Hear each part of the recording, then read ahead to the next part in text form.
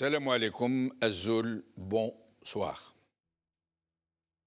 La torture, sous toutes ses formes, a toujours fait partie de l'attirail ordinaire des forces dites de sécurité, dites de l'ordre. À un certain moment, elle a même changé de nom, la torture, pour s'appeler l'exploitation. Un euphémisme inventé par le défunt général Mohamed Al-Ammari. Le régime attendait de ses sbires qu'il fasse parler le terroriste par tous les moyens. Une sorte de bataille d'Alger revisitée. De méthode d'interrogatoire, l'exploitation allait très vite devenir un moyen pour terroriser et dissuader quiconque osait contester le régime. Un régime qui avait bien fait comprendre aux agents honorables de l'État qui infestent tous ses services de sécurité, et tout particulièrement ceux de la maison de l'ogre, le DRS, qu'ils avaient carte blanche pour faire de leurs détenus, ce qu'ils voulaient. Ces terroristes qui avaient été désignés pour l'exploitation, qui avaient bien souvent été arrêtés arbitrairement ou enlevés de chez eux, arrachés des bras de leur famille. Ces terroristes, ces traîtres à la nation, ces agents de la main étrangère, pour reprendre ces termes relayés par la presse nationale, ces terroristes, ces traîtres, ces agents de la main étrangère, se retrouvaient en enfer. Une atroce séquestration dans les caves du régime où des brutes sadiques laissaient libre cours à leur imagination la plus débridée. Le DRS avait gagné et mérité l'épouvantable réputation qu'on lui avait faite. Surtout celle de la torture sous toutes ses formes, dont le viol était la pratique la plus redoutée. Dans cette société où un sens de l'honneur exacerbé et très primitif, malheureusement, flétrit la victime plus que le bourreau. Et plus que la femme violée, l'homme violé devient un paria, flétri à jamais, comme s'il s'était prêté de bon gré à cette violence qui allait le marquer au fer rouge. Ceux qui en reviennent ne sont plus que des meurtrisseurs à vif, pauvres êtres brisés, déchus de leur qualité d'homme. Ils ne font plus que raser les murs de la vie. Leurs propres parents les évitent comme s'ils avaient compromis l'honneur de la famille.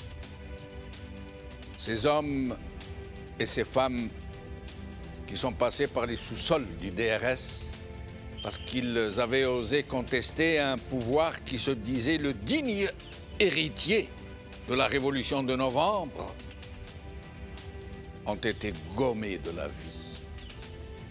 En les faisant violer par ces brutes sadiques, le régime savait qu'il les enterrait vivants. Il n'avait plus que le droit de se faire oublier, de ne se disputer avec personne, sous peine de se faire traiter de choses dont je n'oserais pas dire ici. L'agent modèle, l'agent honorable de l'État, l'agent de ces antres de la mort et de la torture, cet agent honorable de l'État qui combat l'ennemi de l'Algérie,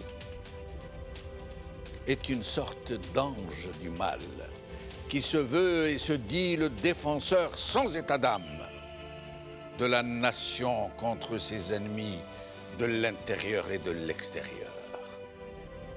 Il est redouté de tous, y compris de ses collègues qui ne se sont pas commis dans les mêmes atrocités. D'une méchanceté opiniâtre, rageuse, hargneuse, qui gronde et aboie, comme s'il cherche délibérément à afficher la terreur qu'il inspire. Il est le bourreau, le chargé des basses œuvres, et qui distingue si bien la nature profonde de ce régime prédateur, de ce régime monstrueux. Mais les professions de foi de ces tortionnaires, de ces sadiques, de ces monstres ne trompent personne, pas même leurs chefs, qui savent très bien que ces sadiques compulsifs ont un besoin irrépressible de faire souffrir, eux qui jouissent des cris de douleur de leurs victimes, de leurs proies. Ils aiment à rabaisser, à ravaler, à briser les volontés, à briser la dignité. Leurs méthodes ne peuvent pas être décrites ici. Je n'oserais pas. Elles sont trop sales, trop épouvantables, trop choquantes.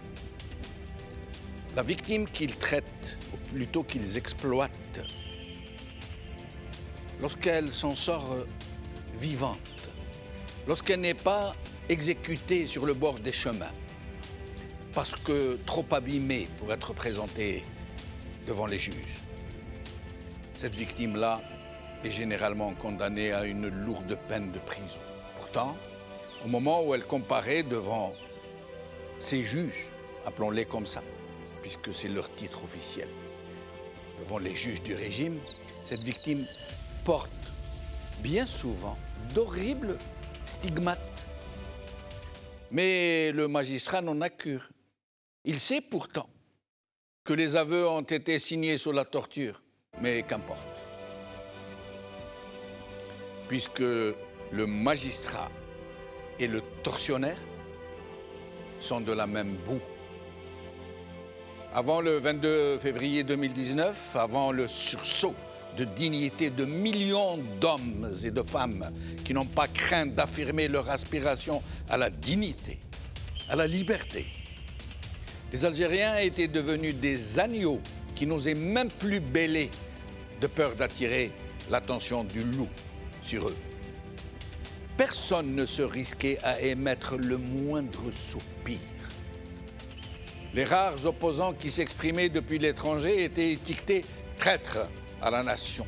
Et plusieurs parmi eux, dont des héros de la Révolution de novembre, avaient été assassinés sous le nez des services de sécurité de leur pays d'accueil.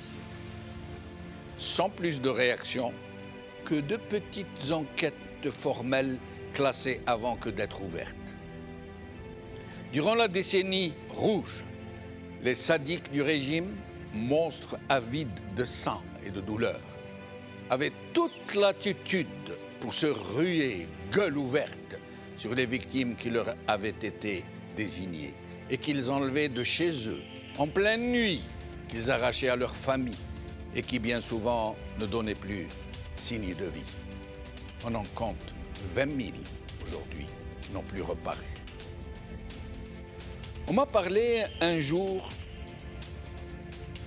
d'un jeune étudiant qui avait eu le tort de trop fréquenter les mosquées. Il avait été repéré par un islamiste de service qui fréquentait les mêmes mosquées à la demande du DRS pour débusquer ceux qu'il fallait éliminer ou dissuader pour l'exemple, bien souvent. Ceux qui avaient la chance de s'en sortir vivants garderont toute leur vie la cuisante brûlure qu'ils auront vécue entre les mains de ces bêtes féroces qui officient dans les centres de torture. Ce jeune étudiant a échappé à l'exécution sommaire.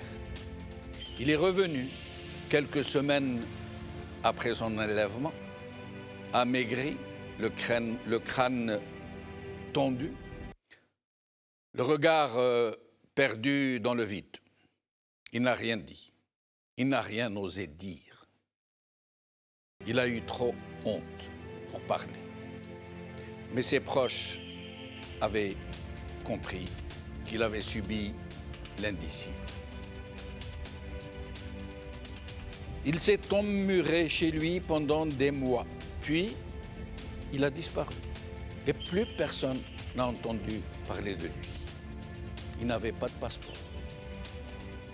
La rumeur a circulé que cet étudiant avait pu se glisser subrepticement dans un bateau et qu'il avait ainsi réussi à quitter le pays.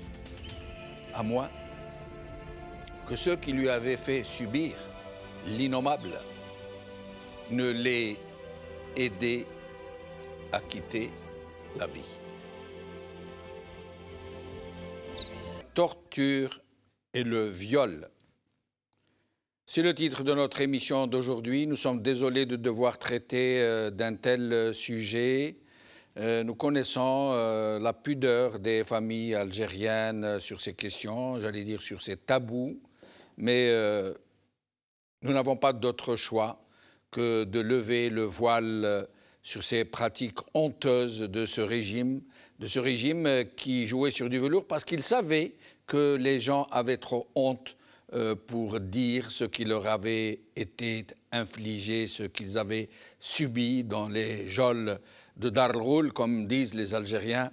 Et donc, nous sommes désolés de devoir aller au charbon et parler de ces très épineux sujets. Avec nous pour en parler, ici avec moi, Samir Yahyaoui, analyste politique. Samir Yahyaoui, merci d'être avec nous. Merci pour l'invitation, Jamal. Merci. Au téléphone ou en Skype depuis Alger, Nabila Smaïl, avocate, activiste politique. Nabila Smaïl, merci d'être avec nous. Merci à vous de m'inviter et bonjour à vous tous et bonjour à mes auditeurs. Merci. Et Saïd Salhi, vice-président de la Ligue algérienne de défense des droits de l'homme. Saïd Salhi, merci d'être avec nous. Un petit souci au niveau du son. Et Assia Geshoud, qui est avec nous depuis Strasbourg. Assia Geshoud, hirakiste très connu. Assia, merci d'être avec nous. Salam alaikum, bonsoir Azul. Merci de me recevoir, Monsieur Benchenouf. Merci. Samir Yahyaoui, alors cette histoire qui défraie la chronique encore une, où la principale victime, Walid Nekish, a eu l'extraordinaire courage de dire ce qu'il a subi. Comme ça, à chaud, qu'est-ce que vous en pensez? Dans un premier temps, je vais m'indigner. Je vais m'indigner face à ce qu'on appelle une pratique. Une agression sexuelle n'est pas une pratique. L'agression sexuelle est un crime. Je salue le courage et la dignité de Walid Nekish et on tient à lui dire que nous sommes avec lui et qu'il n'a pas à avoir honte d'avoir dit ça, bien au contraire. Nous saluons son courage. Cette déclaration, si ça s'avère réelle, est extrêmement grave. Elle est extrêmement grave pour deux sujets. Parce que, d'une, elle est commise par une institution étatique. De deux, elle viole toutes les lois de la République. De trois, elle viole aussi les droits internationaux. Et rien que pour ça, cette déclaration, cette révélation ne doit pas ne doit pas s'arrêter là. Walid Naqich a eu le courage de casser un tabou. Et il faudrait maintenant, à chaque individu, à chaque activiste, à tous les avocats qui ont entouré Walid Naqich, de le soutenir et d'aller au plus loin pour qu'une enquête soit ouverte et que toute la lumière soit faite autour de cette révélation que je qualifie encore une fois d'une révélation extrêmement grave. Mais cette pratique de la torture et du viol, ce n'est pas nouveau en Algérie. Ce régime a toujours torturé et ces sadiques se sont toujours, comment dirais-je,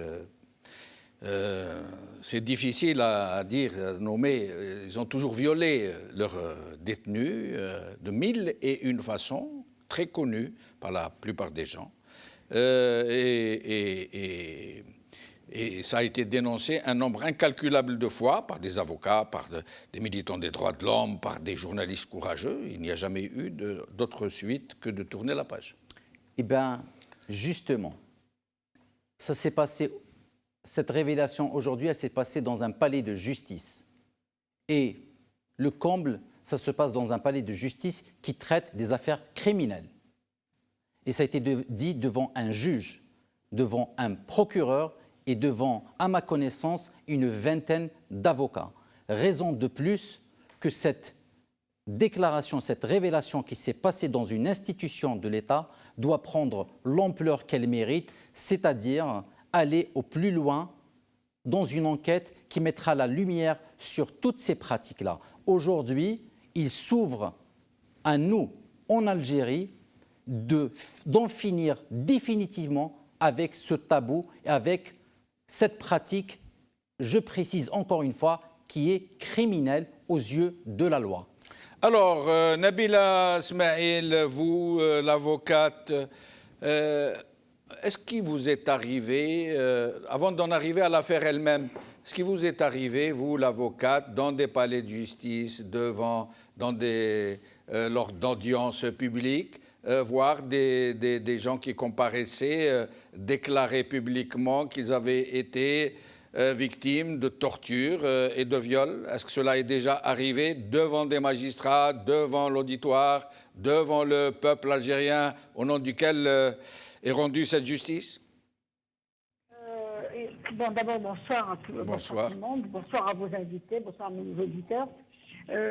L'affaire de Walid Naqich met le doigt sur un sujet qui est très, très, très important dans la mesure où c'est un sujet où il touche directement la dignité humaine. La dignité humaine, parce que quand j'entends que ces actes sont réprimés par la loi algérienne, elles sont déjà réprimées par la loi de la nature. Personne ne peut être touché dans sa dignité. Ça, c'est un principe humain. Ce genre de révélation qui aurait eu lieu, qui aurait pu être faite dans des institutions au palais de justice, on en a entendu déjà dans des affaires où beaucoup de prévenus, notamment dans les affaires de dealers de drogue, arrivent devant la barre et disent oui, on a avoué parce qu'on a été torturé. Mais c'est tellement devenu des déclarations de tous les jours que c'est rentré dans le jargon habituel des prévenus, surtout dans les affaires de drogue. Ils viennent, ils disent oui, j'ai reconnu parce que j'étais tabassé, oui, j'ai reconnu parce qu'on m'a forcé, mais il n'y a jamais eu de suite. Bon, les juges se sont tellement habitués à ce genre de déclaration pour échapper à la responsabilité et aux poursuites pénales que ça s'est banalisé en fait. Mais dans des affaires politiques ou dans des affaires autres que les affaires de drogue ou de commercialisation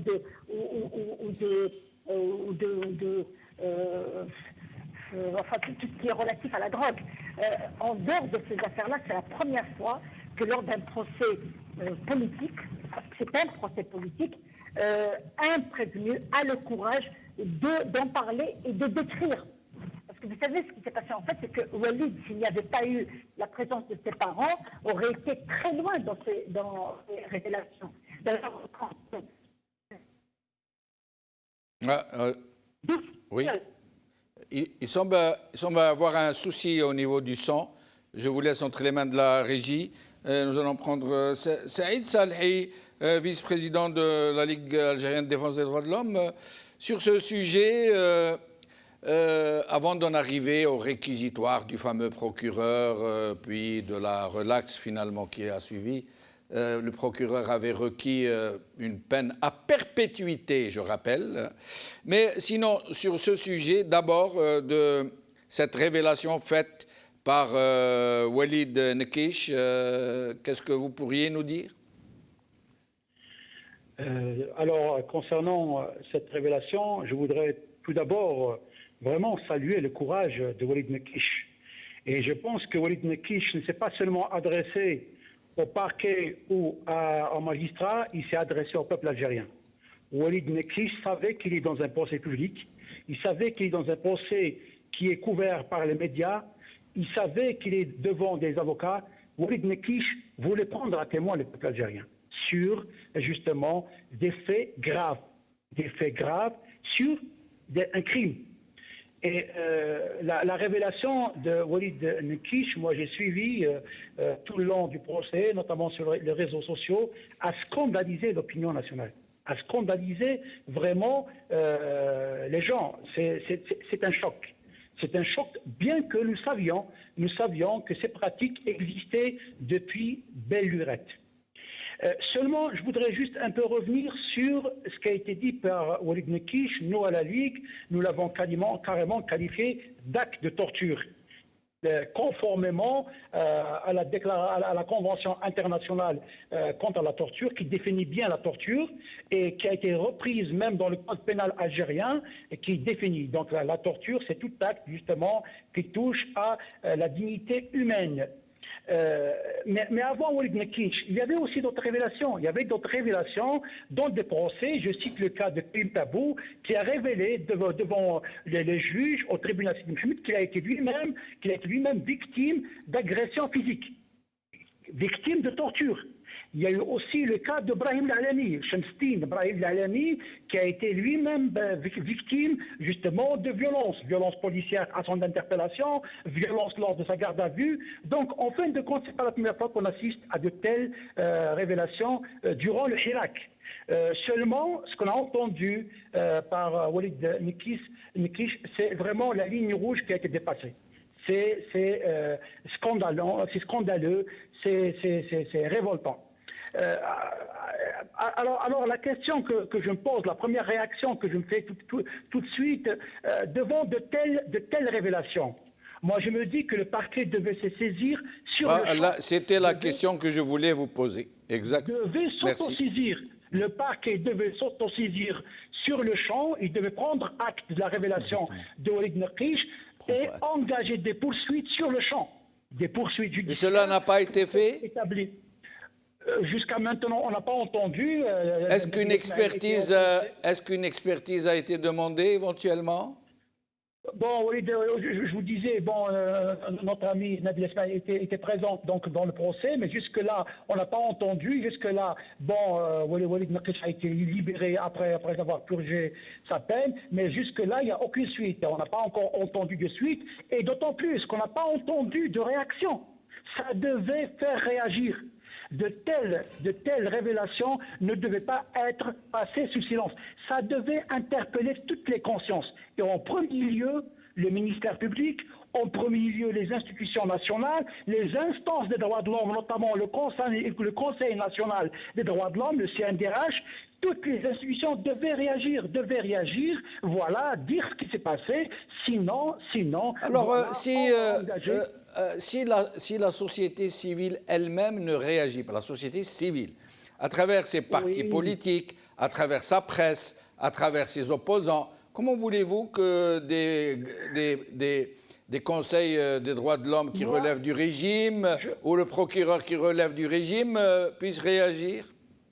Eux qui savent que cette pratique est habituelle que le régime est coutumier du fait? Tout à fait. Seulement, moi, je considère que le procès de Walid Mekish est vraiment un tournant. Walid Mekish a eu le courage de briser le tabou. Il a eu le courage, justement, de témoigner devant la juridiction sur une question taboue. Cette question, à mon avis, ne doit pas s'arrêter là. Et ça doit faire bouger, ça doit faire réagir. La preuve, on est en train de discuter. Moi, je suis là en Algérie. Nous, on a fait une déclaration sur le champ. D'abord, condamnant l'acte et puis revendiquant une commission d'enquête. On l'a fait concernant justement le cas de Brahim Alami. Il n'y a pas eu de suite. Mais aujourd'hui, je pense que ça doit interpeller toute la communauté judiciaire. Ça doit interpeller tous les défenseurs. Ça doit interpeller toute la communauté nationale. De telles pratiques doivent cesser. De telles pratiques, les tortionnaires doivent être extirpés justement du corps de l'État. Et restez avec nous, je reviens à vous dans un instant. Assia Guéchoud, sur cette même question, qu'est-ce que vous pourriez nous dire d'emblée avant que nous n'entrions dans d'autres questions? Ce que je peux vous dire, c'est vrai que je suis assez énervée depuis tout à l'heure. J'attendais justement de pouvoir m'exprimer parce que Walid Mekish, ça fait longtemps qu'il a parlé de ces tortures. Vous savez qu'en juillet 2020, son avocate Nassera Haddouche a déposé une plainte au parquet d'Alger qui n'a pas eu de suite. C'est-à-dire que ce n'est pas une révélation aujourd'hui. C'est peut-être une révélation grand public, mais... Pardon, Assia Guéchoud, il s'était déjà plaint des mêmes pratiques exercées sur lui, contre lui? Auprès de Maître Haddouche. Il s'était plaint, oui, bien sûr. Ça avait été révélé par son frère, ça a été révélé par son avocate Nassera Haddouche parce qu'elle a déposé une plainte devant le parquet et il n'y a pas eu suite à cette plainte. Plainte concernant quoi, au juste? Concernant les tortures qu'il a subies. D'accord. Les sévices sexuels. Y compris les sévices sexuels? Oui, tout à fait. Elle a déposé une plainte en juillet 2020, Maître Nassera Haddouche, qui est aussi l'avocate de Walid Mekish. Son frère a déjà parlé de ces tortures à plusieurs reprises. Moi, j'en avais parlé aussi à plusieurs reprises. Maître Sofiane Chouetar en a aussi parlé. Ce n'est pas aujourd'hui une révélation pour nous. Peut-être que le grand public l'a su parce que Walid Mekish a osé s'exprimer publiquement lors d'un tribunal, dans l'enceinte d'un tribunal, mais ce n'est pas une révélation.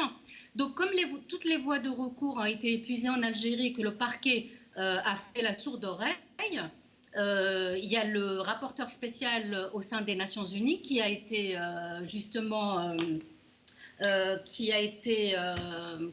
interpellé par Maître Sofiane Chouetar.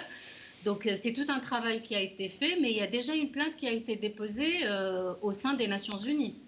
Parce qu'il faut savoir que l'État algérien a ratifié en 1989 la Convention contre la torture. De 1984. Exactement. En 1989. Oui, mais la résolution est de 1984 et le régime ne l'a ratifié qu'en 89. Il l'a signé en 85. Et le comble du comble, c'est qu'il n'a émis aucune réserve. Aucune. Contrairement à des pays comme la France, l'Allemagne, qui ont émis des réserves, lui, il n'en a émis aucune. C'est un peu comme s'il était plus démocrate que l'Allemagne et la France. Il n'a même pas dénoncé l'article 122 qui donne à un certain comité le droit d'aller très loin dans les affaires. Il a tout accepté, mais pour ne rien respecter finalement. Mais est-ce qu'une telle résolution, le fait de l'avoir ratifiée, puisse permettre à ceux qui déposent plainte contre lui de le traîner devant les tribunaux internationaux? Bien sûr que oui, bien sûr que oui.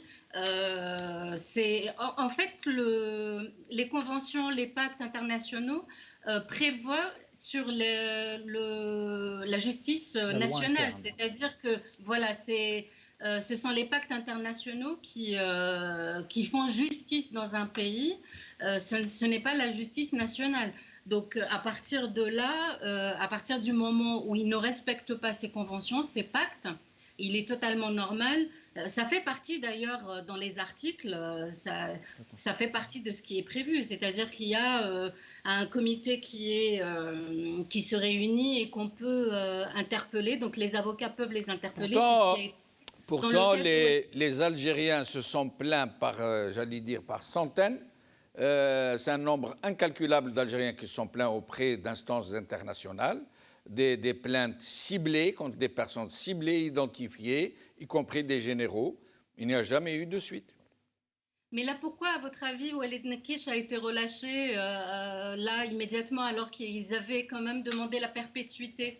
Ça a fait un tollé. Ils ont très peur de tout ce que ça, toute la résonance que ça a eu sur le public, sur les réseaux sociaux, etc. Ils ont eu très peur de ça. Ça leur fait mal. À chaque fois qu'on a affaire à des instances internationales, ils ont peur et ils ont relâché. Mais pour le moment, il n'y a rien à l'international. Il n'y a rien pour le moment. Pour l'instant, il y a des plaintes, mais ça prend du temps. Ce sont des choses, voilà, ça ne se fait pas du jour au lendemain. Et le cas de mais il y a des plaintes qui ont été déposées il y a des décennies. Il y a des plaintes qui ont été déposées depuis plus de 20 ans, plus de 25 ans, qui n'ont jamais abouti. Mais c'est ce qui fait pression sur le régime algérien. Par exemple, Karim Tabou, il a été relâché grâce à une plainte qui a été déposée au commissariat des droits de l'homme. Bon, c'est vous qui le dites, mais il a été peut-être relâché pour d'autres raisons. Pourquoi aurait-il peur des instances internationales puisqu'il n'a jamais été inquiété alors qu'il a fait des centaines de milliers de morts, plus d'1 million de personnes torturées ou maltraitées d'une façon ou d'une autre. Il n'a jamais été inquiété, à ma connaissance. Pas un seul membre du régime n'a été inquiété à l'international alors qu'ils vivent tous à l'étranger. Mais restez avec nous, Assia Guichoud. Je reviens à vous, Samir Yaoui, sur cette question de l'international. C'est bien beau d'évoquer des résolutions, des ratifications par l'Algérie, mais encore faudrait-il nous citer ne serait-ce qu'un cas, un seul cas de baron du régime qui ait été inquiété par ces instances internationales de tout type et de toute nature. Okay. Juste avant de répondre à la question, la convention dont on a parlé, vous avez très bien fait de le rappeler, c'est la convention de New York de 1984, signée par l'Algérie le 26 novembre 1985 et ratifiée le 12 septembre 1989. Et ce qui est important dans cette résolution, dans cette convention, c'est la résolution qui porte le numéro 3946, Convention contre la torture et autres peines ou traitements cruels, inhumains ou dégradants. Et c'est bien que Assia Guichoud a rappelé que la loi internationale prévaloir sur la loi nationale. Et je tiens aussi à porter à la connaissance des Algériens que la constitution algérienne, la nouvelle, adoptée, promulguée par Abdelmadjid Tebboune le 30 décembre dernier, dit clairement dans l'article 154 et l'article 171 que les traités ratifiés par le président de la République dans les conditions fixées par la Constitution sont supérieurs à la loi. Dans l'exercice de sa mission, le juge est tenu d'appliquer les traités ratifiés. Et c'est nouveau, ça? Ça a toujours été le cas? Alors, ça a encore été, ils sont allés encore plus loin, cette fois-ci, dans la Constitution, pour vraiment dire qu'ils vont appliquer toutes les conventions ratifiées. Et là, mais, pardon, Samir Yaoui, ils l'ont toujours dit, ils ont toujours déclaré, leur Constitution a toujours fait de très belles déclarations d'intention. Ils ont toujours été officiellement, publiquement, internationalement contre la torture, les exécutions sommaires, les enlèvements, mais cela ne les a jamais empêchés de torturer, d'enlever, d'exécuter. Alors, premièrement, cher Djemal, les temps ont changé, d'une. De deux, le régime a une seule peur, c'est de ne plus avoir les visas pour venir sur les territoires européens, là où ils ont mis leur argent. Parce qu'une plainte contre un dignitaire du régime l'expose à des poursuites judiciaires sur d'autres territoires. Et je tiens aussi à rappeler une autre façon de poursuivre ces gens-là, c'est ce qu'on appelle la compétence universelle. Je m'explique. La compétence universelle, c'est qu'un État a le droit de poursuivre un individu en dehors de son territoire. Ce qui explique, ça ne veut pas dire on va aller le chercher chez lui, mais au moment où il mettra les pieds sur le territoire dont il est question, il sera inquiété. Je vous donne un exemple édifiant. Parce que je prends cet exemple parce qu'on a tendance à dire que cette loi s'applique généralement sur les faibles. Il se trouve qu'on fait partie des faibles parce qu'on est un pays africain. Mais ça, c'est The Times of Israel. Quand la députée, à l'époque, elle était députée de l'Union sioniste, c'est comme ça que s'appelle son parti, Livni Tzipi, qui est devenue la ministre des Affaires étrangères, a rebroussé chemin alors qu'elle devait atterrir à Londres parce qu'il y avait une plainte contre elle. Voilà à quoi sert ce genre. Et depuis, elle n'a plus remis les pieds en Europe. Depuis, il y a eu des négociations qui ont abouti à la faire arriver. Ça veut dire c'est l'exploit et qu'elle ait rebroussé chemin en attendant de régler le problème. Mais ça l'a déjà empêché de venir sur un territoire. Ça a empêché un voyage. C'est pas qu'un voyage, de sortir du territoire, de son territoire. Mais moi, j'aimerais que vous me citiez un exemple, un seul. Vous savez qu'il y a eu des algérien ou un exemple international? Algérien. Des plaintes.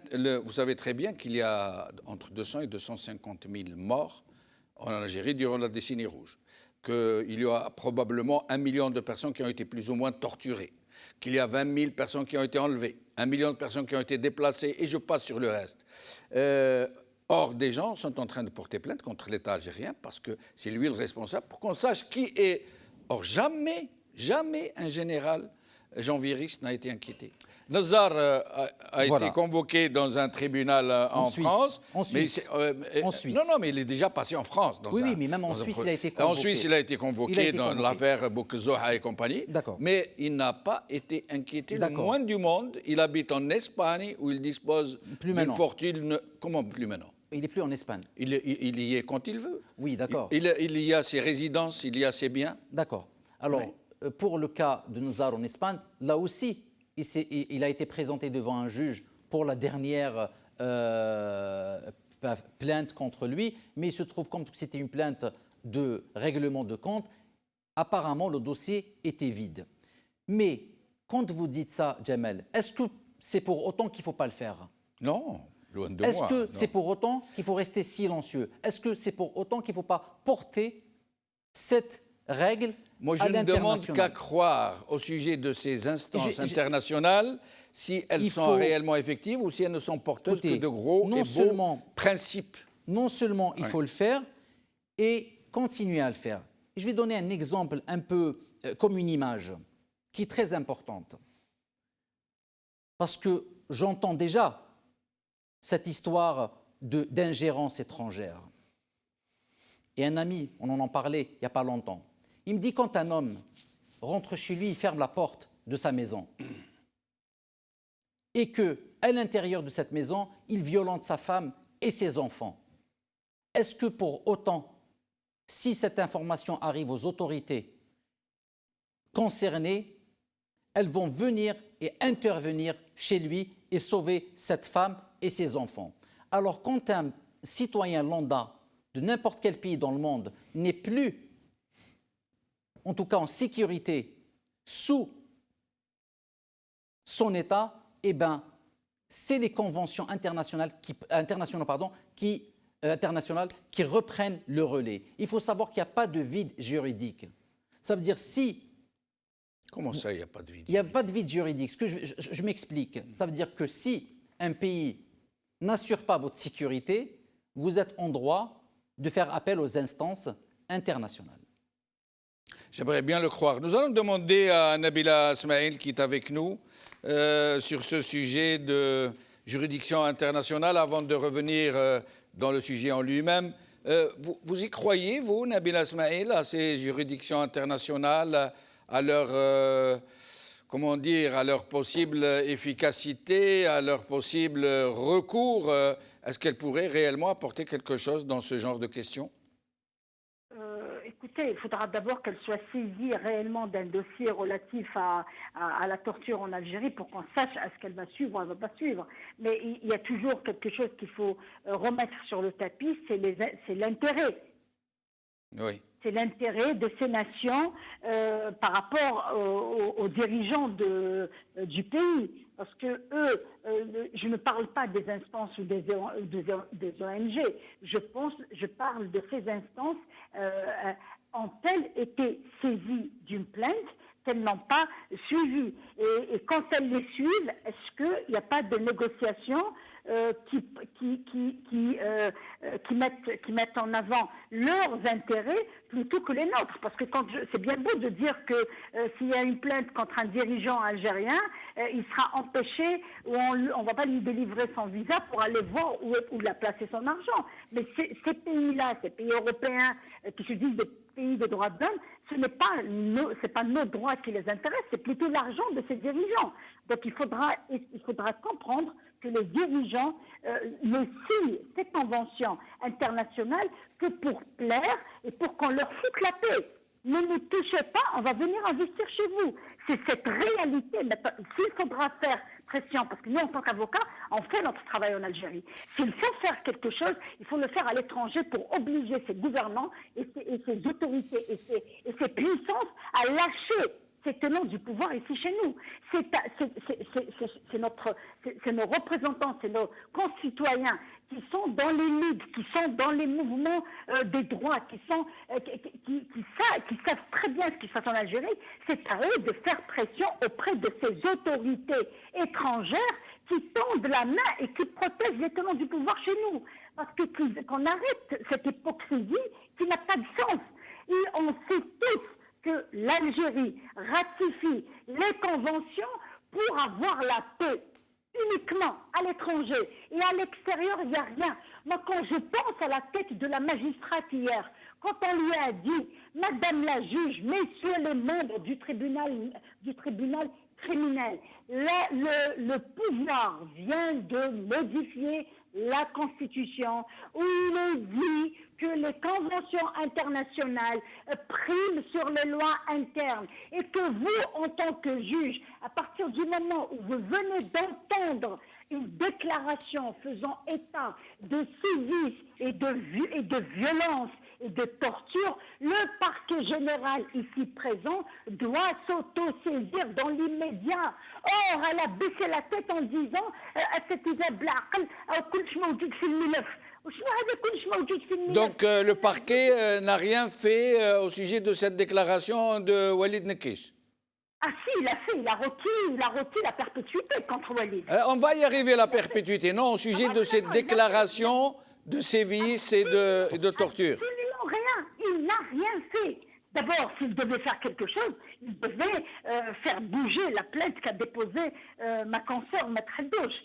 Il doit bouger. La plainte a été déposée juste après que Walid ait raconté à ses avocats qui l'ont vu la première fois à la maison d'arrêt de Harrach, il leur a raconté ce qu'il a subi. Ensuite, bon, les avocats, il est tout à fait normal que les avocats ne puissent rien faire avant d'avoir l'aval du concerné pour déposer plainte. Parce que le drame dans toute cette histoire, c'est qu'il y a beaucoup de violence. Il y a l'utilisation de la torture pour arracher des aveux. Mais quand le prévenu vous dit, moi, pourvu que j'arrive devant la barre, pourvu que je m'en sorte avec un sursis, c'est bon. Donc il y a cette interdiction morale ou cette gêne ou ce tabou qui empêche que ça éclate.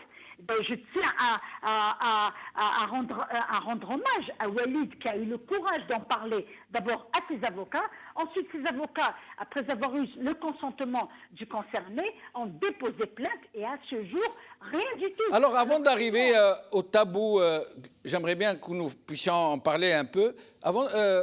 Ce procureur qui a requis la perpétuité contre Walid Nekeish, pourquoi la perpétuité? Qu'est-ce qu'il a fait, Walid Nekeish? Écoutez, moi, ce qui m'a d'abord, je tiens à ouvrir une parenthèse pour la refermer tout de suite.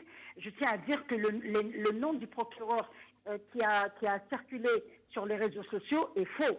Arrêtons. Oui, moi-même, je l'ai donné, je l'ai retiré, beaucoup de journalistes. Mais nous allons le trouver, nous allons le publier pour que les Algériens sachent comment il s'appelle. Oui, mais les Algériens sauront comment il s'appelle quand le jugement sera prêt, parce que son nom sera mentionné sur le jugement. Mais on ne peut pas jeter comme ça les gens à la vindicte populaire sans être sûr. Ça, on n'a pas le droit de faire ça.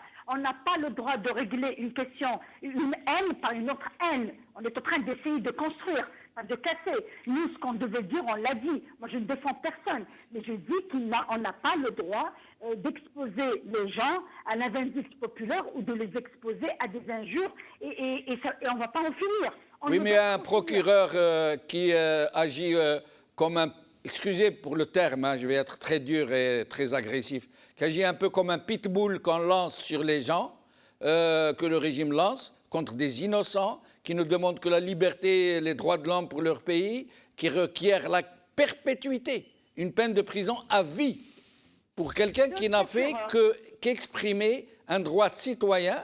Nous avons le droit de donner son nom à nos concitoyens pour que tout le monde sache qui il est. Je ne dis pas le contraire, mais ce qui est grave, c'est de donner le nom d'un autre. Absolument, absolument, vous avez tout à fait raison. C'est ça, parce que là, tout le monde doit savoir, les décisions ont été rendues au nom du peuple algérien. Le peuple algérien a le droit de savoir qui le juge. Alors, mais pourquoi a-t-il demandé perpétuité, ce monsieur? Ce monsieur n'est pas mon problème. Dans son réquisitoire, qu'est-ce qu'il a invoqué? Que ce monsieur a fabriqué la bombe atomique? Non, s'il vous plaît, laissez-moi terminer. Je vous en prie.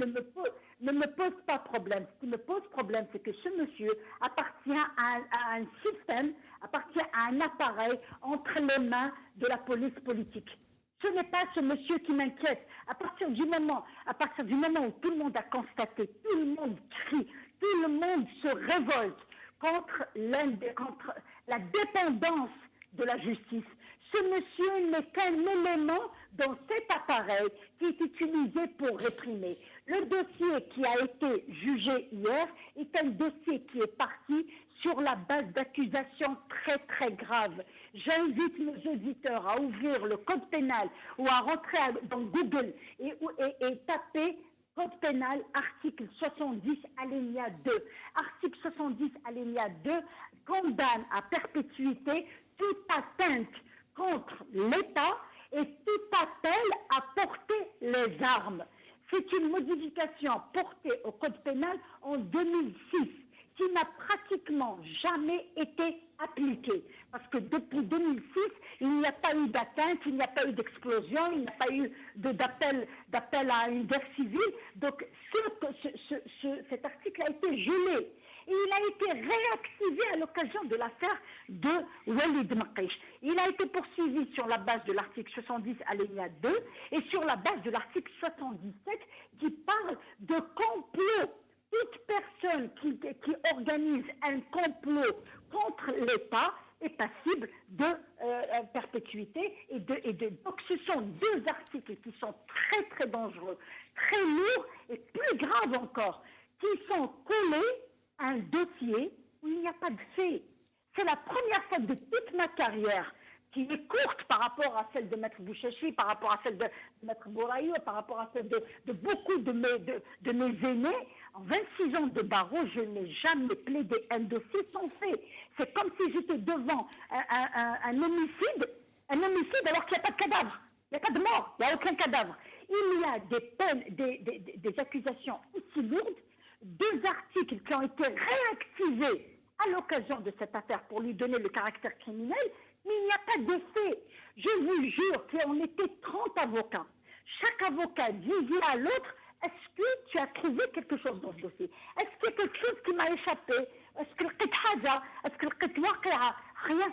Un jeune étudiant qui s'apprêtait à sortir à la marche du vendredi comme à ses habitudes, il est intercepté par les policiers. Le portable, il n'avait même pas commencé à prendre des photos.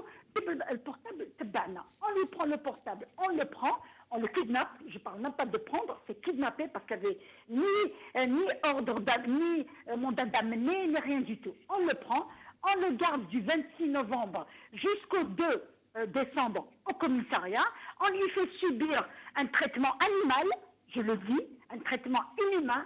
inhumain, qui touche à la dignité humaine, qui est condamnable dans tous ses sens, quelle que soit la personne qui le reçoit, qu'il soit du max, qu'il soit de l'extrême, je ne sais pas quoi, qu'il soit juif, on ne peut pas accepter ce genre de traitement. Vous savez, je vous mets une parenthèse que je refermerai tout de suite.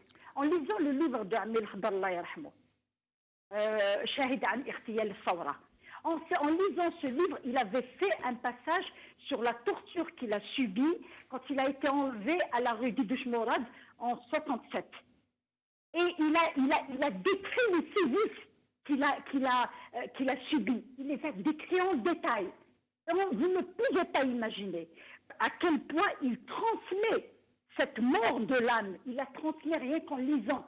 En lisant ça, quand il vous dit qu'on m'a tellement frappé dans des parties intimes que la douleur, que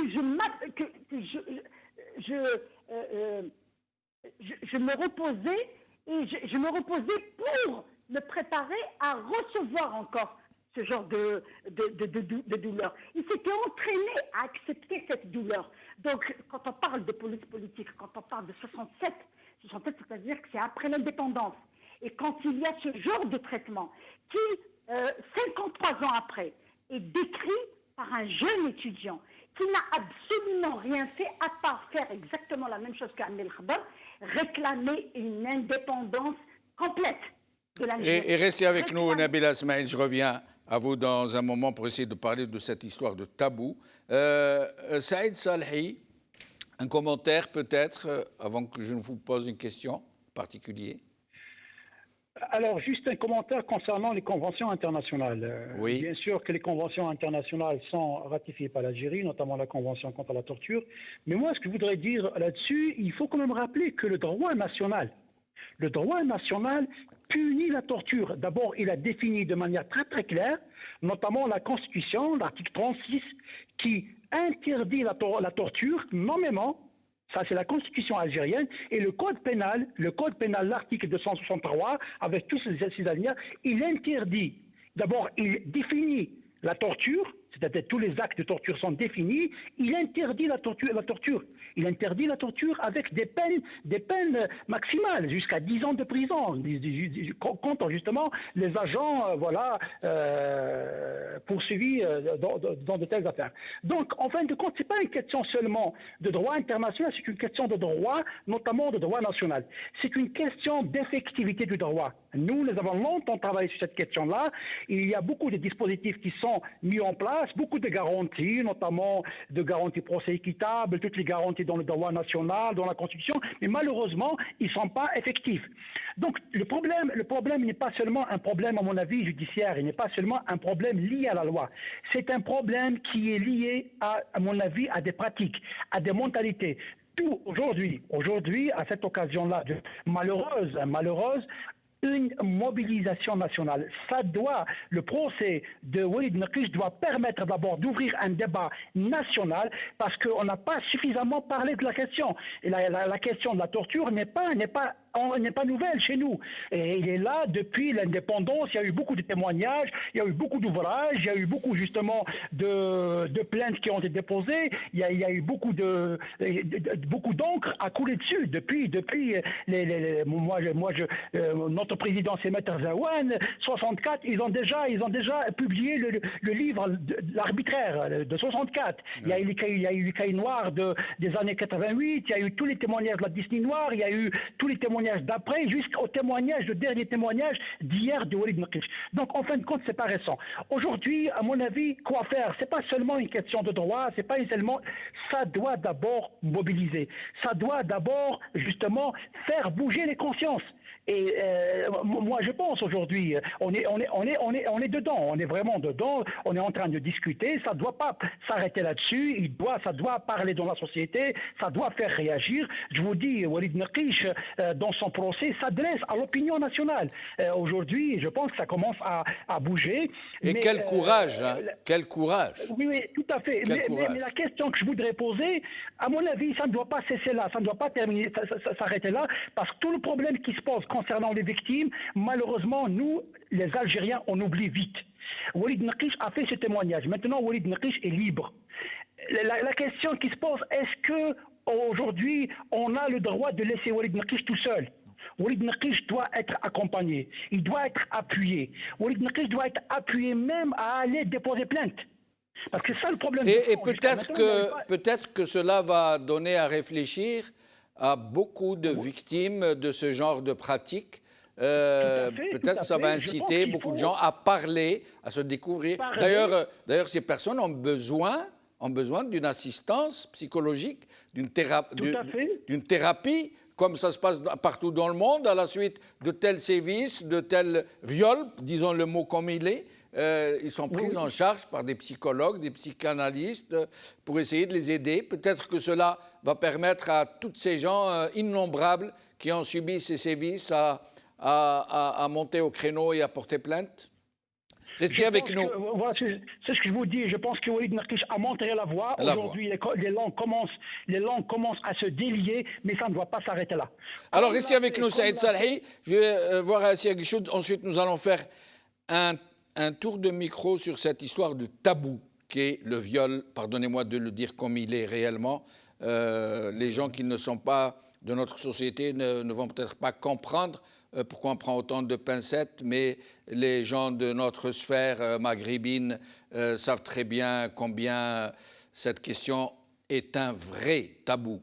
Assia Guichoud, un commentaire sur ce qui est en train de se dire avant de faire ce tour de micro sur le tabou? Alors, d'abord, pour vous répondre, M. Benchenouf, vous demandiez en fait un cas de personne, d'un exemple en fait de plainte qui a été portée à l'international et qui aurait eu du succès. Je peux vous citer le cas de Leftissi. Dernièrement, justement, il y a eu une décision qui a été prise.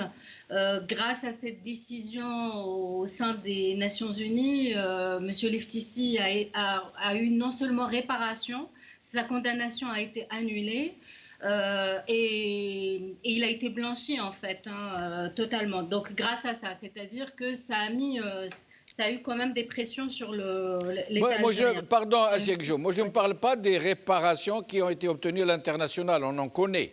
L'affaire de, par exemple, Abbassi Madani, de Ali Belhaj, Abbassi Madani Rabbi Rahmou. On connaît ces cas de réparation que le régime a bien voulu accepter pour ne pas s'attirer trop d'ennuis. Non, mais moi je parle d'interpellation de ces criminels de guerre et de ces criminels contre l'humanité.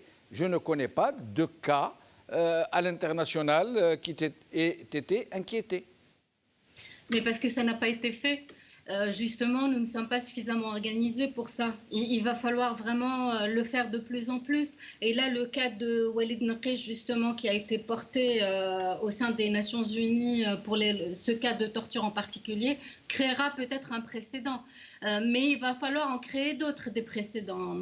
Et pour cela, comme vous allez rentrer dans le vif du sujet, c'est-à-dire que les victimes doivent non seulement se manifester, témoigner, et faire aussi le pas de porter ces plaintes, parce que nous ne pouvons pas le faire à leur place. Il faut qu'elles soient consentantes, il faut qu'elles soient d'accord, qu'elles signent. C'est aussi tout ceci qu'il va falloir faire comme travail et convaincre les victimes de le faire, de ne pas avoir peur. Mais comment, Assia, on va se lancer justement, on va se jeter à l'eau. Assia, vous connaissez la société algérienne, nous la connaissons tous ici.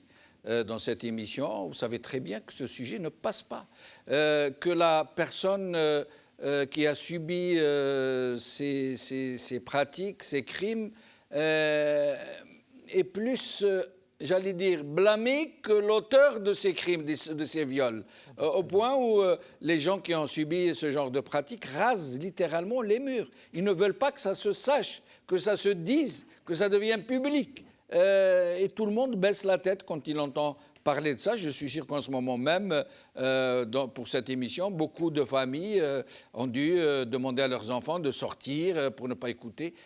On est comme ça, c'est dans nos mœurs, c'est dans nos pratiques. Comment faire pour briser ce carcan du silence et inciter ces innombrables victimes à s'exprimer, à demander réparation, à demander justice et surtout à désigner ce monstre qui se sert de cette torture et de ces pratiques innommables que je n'ose même pas répéter encore pour punir les gens, pour les contraindre au silence, pour les empêcher de revendiquer le droit et la dignité? Oui, alors, M. Benchenouf, il y a plusieurs catégories de torture et c'est vrai que là, nous avons eu affaire avec Walid Nekish à quelque chose de très grave, de totalement inhumain, mais la torture, elle est soit physique, soit psychologique et elle commence à partir du moment où vous recevez une baffe lors de votre garde à vue, de votre interpellation, la façon dont on est interpellé, c'est toute cette attitude finalement. Et il y a eu une sorte de normalisation de ces actes en Algérie en particulier, c'est-à-dire que il y a des personnes qui trouveraient ça normal d'être interpellées d'une manière très violente. Là, nous avons eu le cas de Brahim Lalami, pourtant ça a été dénoncé, mais pas suffisamment, où il a reçu 17 coups de taser lors de son interpellation, ainsi que son frère qui avait à peine 16 ans, donc un mineur. Donc dans des commissariats, il est totalement commun de recevoir des claques, d'être très maltraité, même de se faire casser la mâchoire, et personne ne se bouge. Donc encore une fois, c'est l'escalade de la violence. Si tout le monde, déjà à partir de là, commençait à dénoncer, on n'arriverait peut-être pas à monter crescendo dans la violence. Mais pour inciter les gens à le faire, c'est vrai que c'est très compliqué, surtout dans notre société traditionnelle musulmane, surtout pour un homme de devoir avouer qu'il a subi des sévices sexuels. Ce n'est pas simple. Le regard dans la société. Pour une femme également, c'est aussi pour une femme très très grave, quand on sait que dans notre société, voilà, la pudeur, ce que ça représente pour la femme, sa virginité, etc. Il est clair que c'est très compliqué, mais il va falloir vraiment que les personnes qui nous écoutent, peut-être qui ont subi ces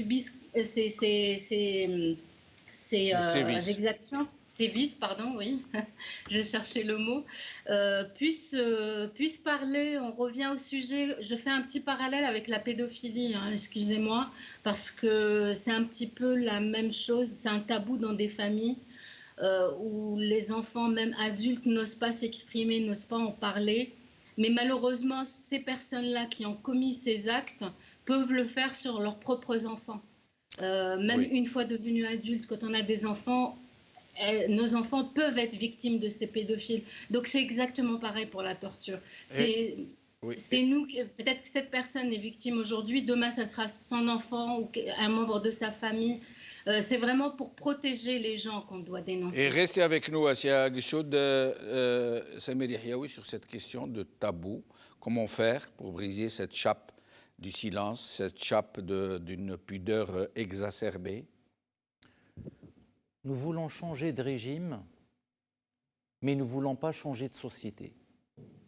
Alors si le régime doit changer, la société doit aussi changer.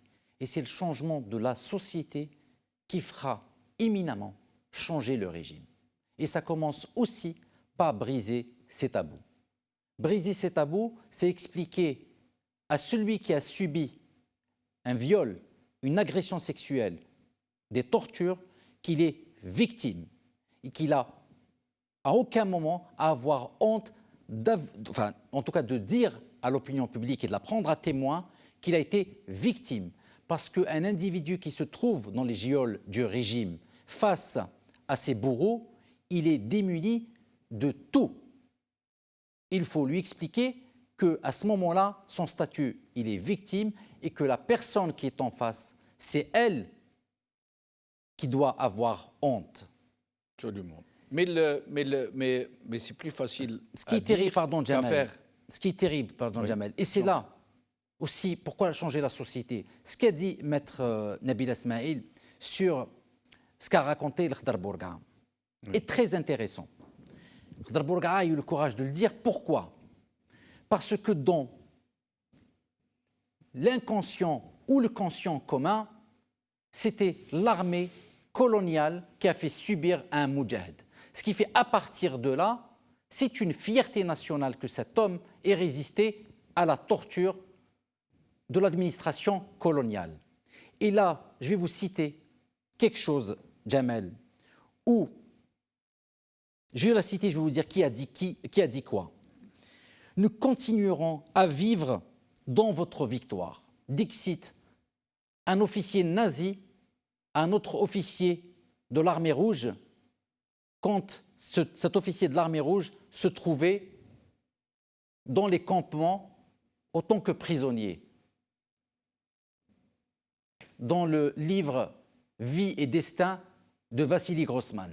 C'est-à-dire, ce officier nazi dit à ce militaire qui était en train de combattre et que la Russie qui a donné 27 millions, vous allez faire exactement ce que nous sommes en train de faire. Vous êtes en train de nous combattre pour quelque chose, mais on va continuer à vivre à travers vous parce que vous allez faire les mêmes pratiques. Si l'indépendance a eu lieu, elle a eu lieu contre quoi? Contre ce que nous avons appelé une injustice subie par les millions d'Algériens par le régime colonial. Et dans ce régime colonial, il y a eu des sévices sexuels, des viols, des agressions et de la torture. Et ce régime a commencé à torturer dès 1962. Il a même utilisé les mêmes lieux, par exemple la villa Cézini. Bien sûr. La villa Cézini où Bien on sûr. torturait, où l'OS torturait, Bien sûr. où la DOP torturait. Cette villa a servi au régime de Ben Bella à l'époque pour torturer. Alors, mais qu'est-ce que je veux dire par là? C'est que quand des anciens combattants, des moudjahidines, l'ont écrit, l'ont dit qu'ils l'ont subi par l'armée coloniale, on a dit que ces gens-là sont des héros nationaux. Oui. Alors, des gens qui sont sortis fil Hirak et qui ont subi ça devraient aussi avoir le même statut. À partir de là, ils n'ont pas à avoir honte. La honte doit être sur celui qui a pratiqué et surtout appliquer la loi. Ce que ce régime ne sait pas faire. C'est pour ça que je dis que la société doit changer pour que le régime change. Nabila Smaïn, sur cette histoire de tabou où malheureusement dans nos sociétés, la victime rase les murs, la victime craint que ça se sache, la victime protège son propre bourreau pour ne pas avoir à affronter, j'allais dire, la honte que subit sa famille. C'est incroyable que la victime soit dans une attitude de honte, qu'elle soit obligée d'étouffer ses larmes et ce qu'elle a subi au moment où le bourreau, le tortionnaire, roule des mécaniques et qui n'a aucun scrupule ni aucune crainte d'être poursuivi. Qu'est-ce que vous pourriez nous dire, Nabila Smaïn? Excusez-moi, 2 minutes, je vais rectifier ce que votre invité a dit, parce que je pense qu'il n'a pas entendu ce que j'avais dit tout à l'heure. J'avais dit que l'Akhdar Bourga'a avait écrit et décrit ce qu'il a subi après l'indépendance. Oui, bien sûr. Les tortures qu'il a subies après l'indépendance. Bien sûr. Pas de la direction, pas de l'administration coloniale ou pendant la guerre. C'est après. Ah oui, et pardon. dans son livre, c'est après. Dans son livre Shahid al-Thawra, chapitre 7, page 237, il écrit قصة مع رجال مخابرات بومدين السجن الاستنطاق التعذيب اللا إنساني. Donc regardez, c'est comme s'il avait écrit pour Walid Nakish, et c'est ça qui est dramatique. Autant pour moi-même. Je referme la parenthèse parce que le livre, il est là. J'ai même donné le numéro de la page. Et je reviens à votre question. Il n'est pas question de changer les mentalités dans l'immédiat et d'accepter l'inacceptable. On doit travailler, se mobiliser pour obliger les juges à assumer leurs fonctions. Parce que là, c'est les juges qui sont appelés à appliquer tout cet arsenal,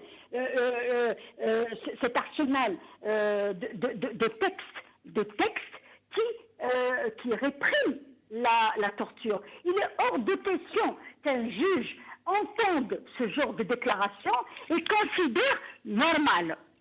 C'est hors de question. Quelqu'un qui déclare avoir été victime de torture n'a pas à apporter la preuve qu'il a été torturé. Il faut ouvrir dans l'immédiat une information pour vérifier la véracité de ces mots, de ces propos. Maintenant, quant à la société, il est vrai que c'est un sujet tabou. Je ne cherche pas à changer la société dans l'immédiat pour accepter que ce soit un sujet à aborder. C'est un sujet tabou partout. La pédophilie, l'inceste, tout ça, c'est des sujets qu'on prend avec beaucoup de pincettes, mais dans les pays développés, il y a une justice. Il y a une justice qui s'assume.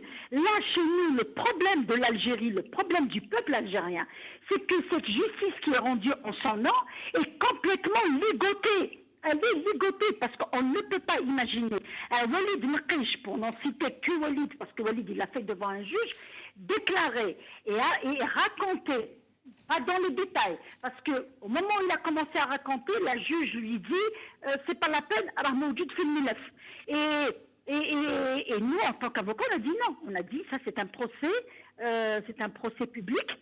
Il a le droit de raconter ce qu'il a subi. Il doit raconter ce qu'il a subi. Et un autre avocat qui dit, mais attention, ses parents sont là. Là revient la question du tabou. Alors, cette hypocrisie sociale qui veut qu'on doit se taire et protéger le viol et protéger le bourreau, ce n'est pas la victime qui le protège, c'est cet esprit sociétal qui veut normaliser quelque chose qui n'est pas normal. Ce n'est pas normal. Quelqu'un qui a été victime de sévices doit raconter ses sévices. Walid Nqish, j'ai entendu tout à l'heure notre ami Saïd Salhi dire que Walid Nqish doit être accompagné. Effectivement, nous avons décidé en tant qu'avocat de l'accompagner par un suivi psychologique. On a même contacté des psychologues qui vont l'accompagner jusqu'à ce qu'il se reconstruise. Et est-ce que vous pensez que cette affaire puisse encourager les autres victimes des mêmes sévices à se manifester, à faire connaître tout ce qu'ils ont subi? Vous savez, pour que je réponde à ça, il faut que j'ai la garantie que cette justice, encore une fois, prendra ses responsabilités. Parce que vous savez pourquoi les victimes ne se plaignent pas. Les victimes ne se plaignent pas parce qu'elles connaissent déjà le résultat de leur plainte. Vous savez, à Tizi Ouzou, quand il y a eu les premières arrestations, les marcheurs du 19 juin passé, il y a eu une rafale et on a ramené une bonne quinzaine de 19 personnes qu'on a entassées en pleine pandémie dans une salle de même pas 4 mètres sur 4.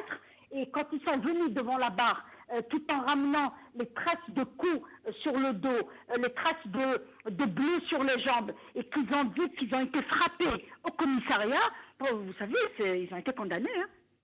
Merci Nabila Smaïl. Permettez-moi de vous interrompre. Il ne reste plus de temps. À peine 1 minute pour les autres invités pour le dernier tour de micro. Saïd Salhi, en moins d'1 minute, s'il vous plaît. Le mot de la fin, si je peux me permettre. Bon, le mot de la fin, bon, il n'y a pas de fin. Je pense Nabila Smaïl a bien résumé la question. La question, la justice.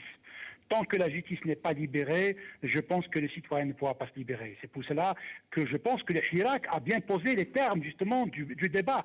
Aujourd'hui, la justice est au centre de la lutte que mène le Hirak.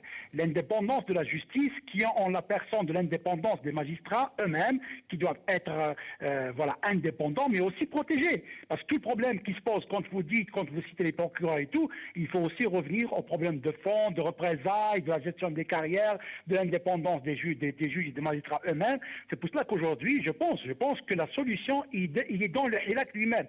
Il est dans ce que revendique le Hirak, notamment le changement du système vers un État démocratique, un État réellement construit des institutions fortes sur le principe de la séparation du pouvoir.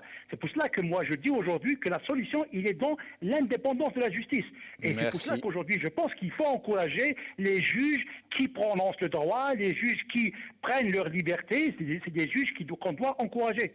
Merci. Et je rappelle que nous reviendrons sur cette question de juges qui sont en train de se battre, le club des 1000 notamment et entre autres, et que nous reviendrons sur cette question dans une autre émission. Assia Geshoud, dernier tour de micro sur cette question. Oui, alors j'aurais bien voulu en fait développer sur ce sujet parce que j'avais fait tout un travail de préparation, mais c'est pas grave, le temps ne nous est pas permis. Mais on aura l'occasion, on y reviendra.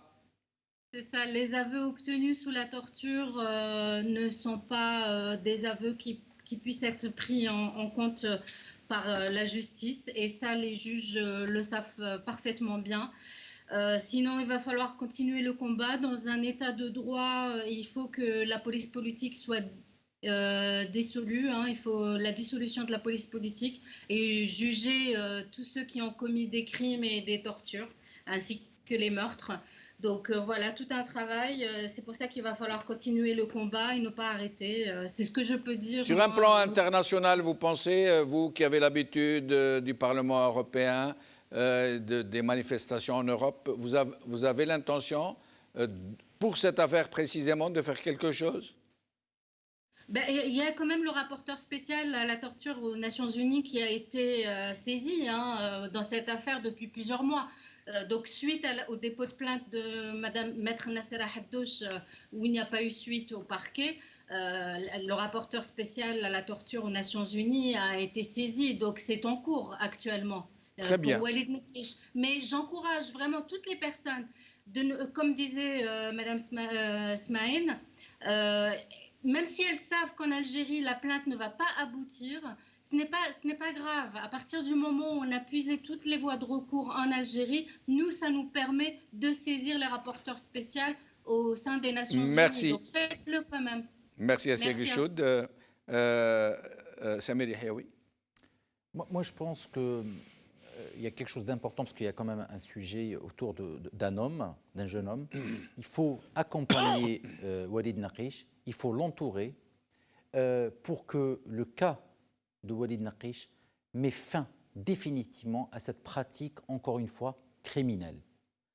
Et voire même à la dissolution aussi de la police politique.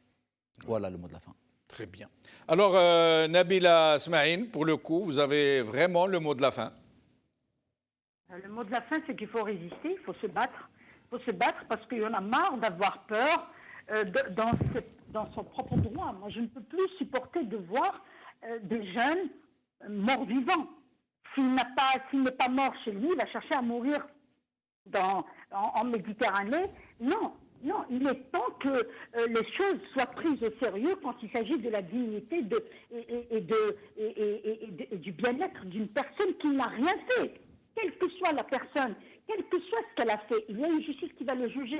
On n'a pas à utiliser la torture pour arracher des aveux. Et vous savez, je vous jure que hier, quand j'avais plaidé, d'ailleurs, je n'avais pas commencé par plaider le dossier, j'ai ouvert le code pénal, parce que c'est un tribunal criminel, donc il y a 4 membres de jury. J'ai ouvert le code pénal et j'ai commencé à lire les articles 263 bis et 263 bis 1. Vous savez que les 4 membres du jury ont eu une réaction de sursaut. Parce qu'ils ne savaient pas que ces articles contre la torture existaient. Ils ne le savaient pas. Alors j'ai dit, avant de commencer à plaider ça, je voudrais que vous ayez en tête ce texte qui réprime les aveux mentionnés sur le PV que vous êtes appelés à juger. Donc, c'est comme ça qu'il faut commencer. Rassurer que la loi existe, frapper avec la loi qui existe, et ensuite, dénonçant. Comme a dit votre invité, excusez-moi, j'ai pas... votre invité... Samir Yahyaoui. Non. Saïd Salhi. Assia Guichoud. Madame Assia, excusez-moi, j'ai pas... notre sœur Assia, quand elle a dit qu'il faut commencer de l'intérieur pour pouvoir arriver à l'extérieur, oui, parce que c'est la seule chose qui leur fait peur, c'est le regard de l'extérieur, c'est les interpellations de l'extérieur, parce que nous ne sommes pas encore indépendants. Merci Nabila Smaïl, merci Samir Yahyaoui, merci. Nabila Smaïl, Samir Yahyaoui, Saïd Salhi, Assia Guichoud. Excusez-nous, chers amis, d'abord merci à vous d'avoir suivi cette émission. Excusez-nous de vous avoir imposé un tel sujet. En fait, ce n'est pas nous, c'est le régime qui l'a imposé à tout le monde. Et il est temps aujourd'hui que les consciences se réveillent et que nous sortions la tête du sable. Nous ne sommes pas des autruches, nous sommes des êtres humains. Nous ne devons plus accepter l'innommable, l'indicible qui se produit sur nos enfants. Nous devons lutter, nous devons savoir et ne jamais oublier que la victime n'a pas à avoir honte, bien au contraire. بقاو على خير، بسلامه.